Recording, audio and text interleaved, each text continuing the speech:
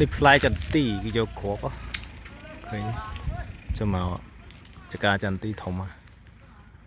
នៅខាងសឹងថៃល្អទៀតចកាចន្ទីគេណាធំ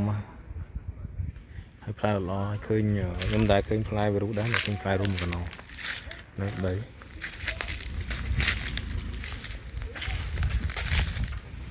ផ្លែរុំច្រើនទៅចន្ទីមួយកណោទៀតណាផ្លែល្អដែររាប់រយផ្លែឈូ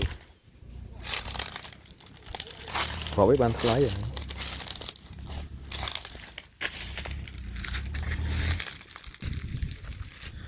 ធ្វើការបដាបានស្គាល់សុកេបដាអញ្ចឹងស្គាល់ចកាស្គាល់អីចឹងទៅកំពង់សោស្រុកខាងកំពង់សោមទៅខាងរតនគិរីស្គាល់រតនគិរីមកខាងសឹងថៃស្គាល់ខាងសឹងថៃមានអីចឹងណាតាមតំបន់